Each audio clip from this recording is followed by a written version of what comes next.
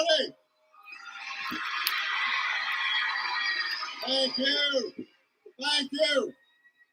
Thank you, everybody. All right, everybody, go ahead and have a seat. How's everybody doing today? How about Tim Spicer?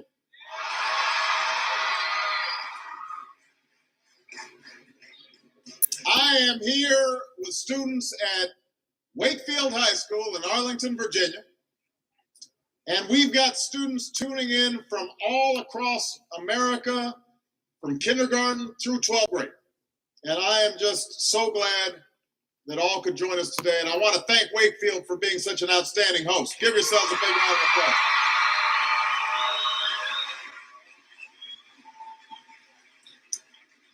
Now, I know that for many of you, today is the first day of school. And for those of you in kindergarten or starting middle or high school, it's your first day in a new school.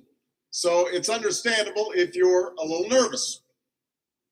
I imagine there's some seniors out there who are feeling pretty good right now. With just one more year to go. And no matter what grade you're in, some of you are probably wishing it were still summer and you could have stayed in bed just a little bit longer this morning. I know that feeling. When I was young, my family lived overseas. I lived in Indonesia for a few years. And my mother, she didn't have the money to send me where all the American kids went to school. But she thought it was important for me to keep up with an American education. So she decided to teach me extra lessons herself, Monday through Friday. But because she had to go to work, the only time she could do it was at 4:30 in the morning. Now, as you might imagine, I wasn't too happy about getting up that early. A lot of times I'd fall asleep right there at the kitchen table. But whenever I'd complain, my mother would just give me one of those looks and she'd say, "This is no picnic for me either, Buster." So I know that some of you are still adjusting to being back at school, but I'm here today because I have something important to discuss with you. I'm here because I want to talk with you about your education and what's expected of all of you in this new school year. I've given a lot of speeches about education, and I've talked about responsibility a lot. I've talked about teachers' responsibility for inspiring students and pushing you to learn. I've talked about your parents' responsibility for making sure you stay on track 15 hours. and get your homework done and don't spend every waking hour in front of the TV or with the Xbox. I've talked a lot about your government's responsibility for setting high standards and supporting teachers and principals and turning around schools that aren't working, where students aren't getting the opportunities that they deserve. But at the end of the day, we can have the most dedicated teachers, the most supportive parents, the best schools in the world, and none of it will make a difference. None of it will matter unless all of you fulfill your responsibilities. Unless you show up to those schools, unless you pay attention to those teachers, unless you listen to your parents and grandparents and other adults and put in the hard work it takes to succeed. And that's what I want to focus on today. The responsibility each of you has for your education. I want to start with the responsibility you have to yourself.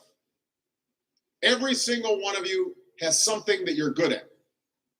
Every single one of you has something to offer. And you have a responsibility to yourself to discover what that is. That's the opportunity an education can provide. Maybe you could be a great writer, maybe even good enough to write a book or articles in a newspaper, but you might not know it until you write that English paper, that English class paper that's assigned to you. Maybe you could be an innovator or an inventor, maybe even good enough to come up with the next iPhone or the new medicine or vaccine, but you might not know it until you do your project for your science class. Maybe you could be a mayor or a senator or a Supreme Court justice, but you might not know that until you join student government or the debate team. And no matter what you want to do with your life, I guarantee that you'll need an education to do it.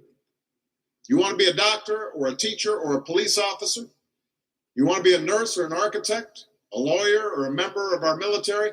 You're going to need a good education for every single one of those careers. You cannot drop out of school and just drop into a good job.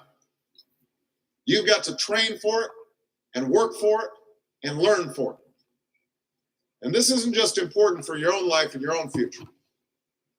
What you make of your education will decide nothing less than the future of this country. The future of America depends on you. What you're learning in school today will determine whether we as a nation can meet our greatest challenges in the future. You'll need the knowledge and problem-solving skills you learn in science and math to cure diseases like cancer and AIDS, and to develop new energy technologies and protect our environment. You'll need the insights and critical thinking skills you gain in history and social studies to fight poverty and homelessness, crime and discrimination, and make our nation more fair and more free. You'll need the creativity and ingenuity you develop in all your classes to build new companies that will create new jobs and boost our economy. We need every single one of you to develop your talents and your skills and your intellect so you can help us old folks solve our most difficult problems. If you don't do that, if you quit on school, you're not just quitting on yourself, you're quitting on your country. Now, I know it's not always easy to do well in school. I know a lot of you have challenges in your lives right now that can make it hard to focus on your schoolwork. I get it. I know what it's like. My father left my family when I was 2 years old. And I was raised by a single mom who had to work and who struggled at times to pay the bills and wasn't always able to give us the things that other kids had. There were times when I missed having a father in my life. There were times when I was lonely and I felt like I didn't fit in. So I wasn't always as focused as I should have been on school. And I did some things that I'm not proud of. And I got in more trouble than I should have. And my life could have easily taken a turn for the worse. But I was lucky. I got a lot of second chances, and I had the opportunity to go to college and law school and follow my dreams. My wife, our First Lady, Michelle Obama, she has a similar story. Neither of her parents had gone to college, and they didn't have a lot of money. But they worked hard, and she worked hard so that she could go to the best schools in this country. But some of you might not have those advantages. Maybe you don't have adults in your life who give you the support that you need. Maybe someone in your family has lost their job and there's not enough money to go around. Maybe you live in a neighborhood where you don't feel safe or have friends who are pressuring you to do things you know aren't right.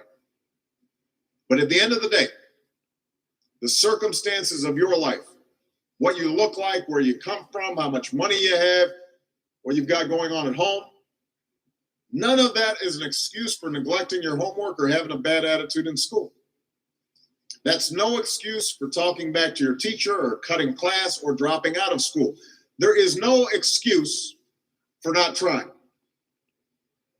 Where you are right now doesn't have to determine where you'll end up. No one's written your destiny for you, because here in America, you write your own destiny. You make your own future. That's what young people like you are doing every day all across America. Young people like Jasmine Perez from Roma, Texas. Jasmine didn't speak English when she first started school. Neither of her parents had gone to college. But she worked hard, earned good grades, and got a scholarship to Brown University, as now in graduate school studying public health, on her way to becoming Dr. Jasmine Perez. I'm thinking about Andoni Schultz from Los Altos, California, who's fought brain cancer since he was 3.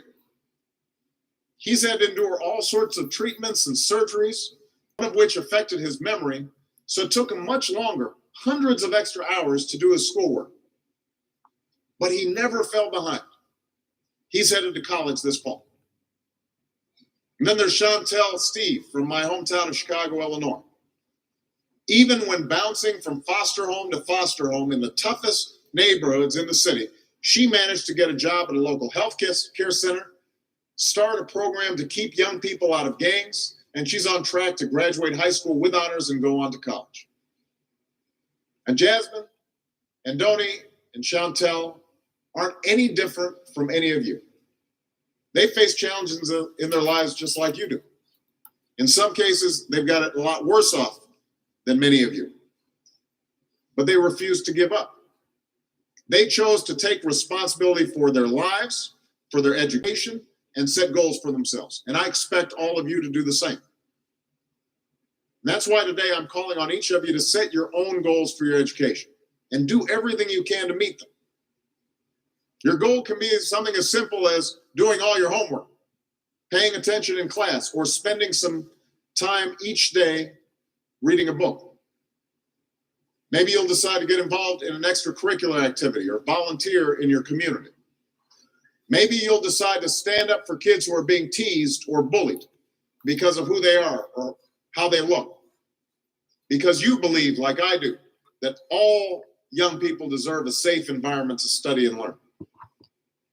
Maybe you'll decide to take better care of yourself so you can be more ready to learn. And along those lines, by the way, I hope all of you are washing your hands a lot and that you stay home from school when you don't feel well so we can keep people from getting the flu this fall and winter. But whatever you resolve to do, I want you to commit to it. I want you to really work at it. I know that sometimes you get that sense from TV that you can be rich and successful without any hard work. That your ticket to success is through rapping or basketball or being a reality TV star. Chances are you're not going to be any of those things. The truth is, being successful is hard. You won't love every subject that you study. You won't click with every teacher that you have. Not every homework assignment will seem completely relevant to your life right at this minute. And you won't necessarily succeed at everything the first time you try.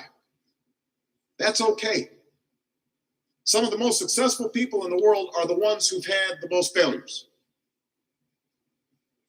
J.K. Rowling, who wrote Harry Potter, her first Harry Potter book was rejected 12 times before it was finally published. Michael Jordan was cut from his high school basketball team. He lost hundreds of games and missed thousands of shots during his career. But he once said, "I have failed over and over and over again in my life, and that's why I succeed." These people succeeded because they understood that you can't let your failures define you. You have to let your failures teach you. You have to let them show you what to do differently the next time. So if you get into trouble, that doesn't mean you're a troublemaker. It means you need to try harder to act right. If you get a bad grade, that doesn't mean you're stupid. It just means you need to spend more time studying. No one's born being good at all things. You become good at things through hard work. You're not a varsity athlete the first time you play a new sport. You don't hit every note the first time you sing a song. You've got to practice. The same principle applies to your schoolwork. You might have to do a math problem a few times before you get it right. You might have to read something a few times before you understand it. You definitely have to do a few drafts of a paper before it's good enough to hand in. Don't be afraid to ask questions. Don't be afraid to ask for help when you need it. I do that every day. Asking for help isn't a sign of weakness, it's a sign of strength, because it shows you have the courage to admit when you don't know something, and that then allows you to learn something new. So find an adult that you trust, a parent, a grandparent, or a teacher, a coach, or a counselor, and ask them to help you stay on track to meet your goals. And even when you're struggling, even when you're discouraged, and you feel like other people have given up on you, don't ever give up on yourself. Because when you give up on yourself, you give up on your country. The story of America isn't about people who quit when things got tough. It's about people who kept going, who tried harder, who loved their country too much to do anything less than their best. It's the story of students who sat where you sit 250 years ago and went on to wage a revolution, and they founded this nation. Young people. Students who sat where you sit 75 years ago, who overcame a depression and won a world war, who fought for civil rights and put a man on the moon. Students who sat where you sit 20 years ago, who founded Google and Twitter and Facebook and changed the way we communicate with each other. So today, I want to ask all of you, what's your contribution going to be? What problems are you going to solve? What discoveries will you make? What will a president who comes here in 20 or 50 or 100 years say about what all of you did for this country? Now, your families, your teachers, and I are doing everything we can to make sure you have the education you need to answer these questions. I'm working hard to fix up your classrooms and get you the books and the equipment and the computers you need to learn. But you've got to do your part too. So I expect all of you to get serious this year. I expect you to put your best effort into everything you do. I expect great things from each of you. So don't let us down. Don't let your family down or your country down. Most of all, don't let yourself down. Make us all proud. Thank you very much, everybody. God bless you. God bless America. Thank you. ค่ะจบไปแล้วนะคะกับคุณโอบามานะคะสปีดนะคะก็เดี๋ยวจะมา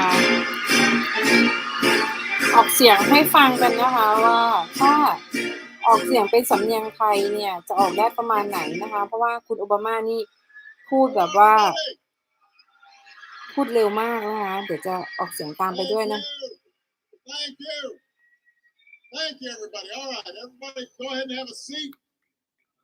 How's everybody doing today? How everybody doing today? How about Tim Spencer? I am here with students at the Wakefield High School in Arlington, Virginia. And we have got the students turning informed all across America. From kindergarten, and I just so glad that all could join us today, and I want to thank Wakefield that you are Sway Pacific run of Apple.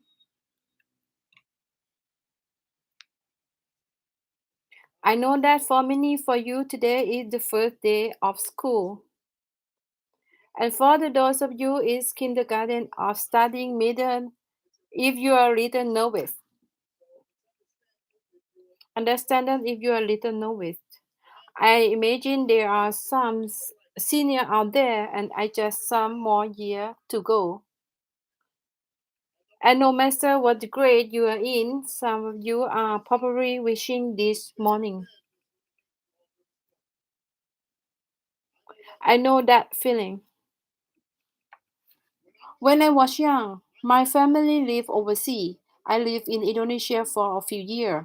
It's my mother. She didn't have the money to send me there. All the American kids went to school, but she thought it was important for me to keep up with an American. So she decided to teach me extra lesson herself, Monday through Friday. But because she had to go to work and the only she could do is what 4:30. Now, as you might imagine, I wasn't too happy about getting or too fast. I even cannot speak.